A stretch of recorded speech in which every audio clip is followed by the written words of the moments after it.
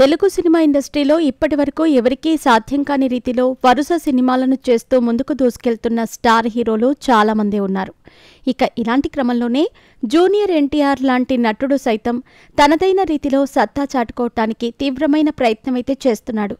మరి ఆయన చేస్తున్న సినిమాలన్నీ అతనికి గొప్ప గుర్తింపును సంపాదించి పెట్టడమే కాకుండా యావత్ ఇండియన్ సినిమా ఇండస్ట్రీలో కూడా తనకంటూ ఒక ప్రత్యేకమైన స్థానాన్నైతే ఏర్పాటు చేసి పెట్టాయి. ప్రస్తుతం ఆయన వార్ 2 సినిమాతో ప్రేక్షకుల ముందుకు రాబోతున్నాడు. ఇక ఈ సినిమా తర్వాత ప్రశాంత్ నీల్ దర్శకత్వంలో చేస్తున్న డ్రాగన్ సినిమాతో మరోసారి ప్రేక్షకులను మెప్పించటమే లక్ష్యంగా పెట్టుకుని బరిలోకి దిగుతున్నట్టుగా తెలుస్తోంది.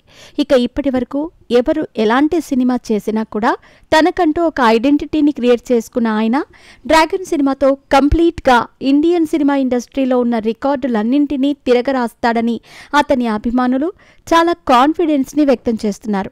మరి వాళ్ళు అనుకున్నట్టుగానే జూనియర్ ఎన్టీఆర్ తనదైన రీతిలో సత్తా చాటుతాడా లేదా అనేది తెలియాలంటే మాత్రం మరికొద్ది రోజులు వెయిట్ చేయాల్సిందే.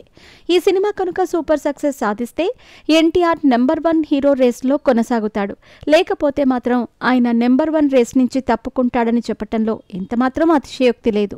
ఇక ఇంతకుముందు ఆయన చేసిన దేవరా సినిమా 500 కోట్ల వరకు కలెక్షన్స్ నైతే సంపాదించింది. తన తోటి హీరోలందరూ 1000 కోట్లకు పైన కలెక్షన్స్ ను కొల్లగొడుతూ ఉంటే ఆయన మాత్రం ఇంకా 500 కోట్ల దగ్గరే ఆగిపోయాడు.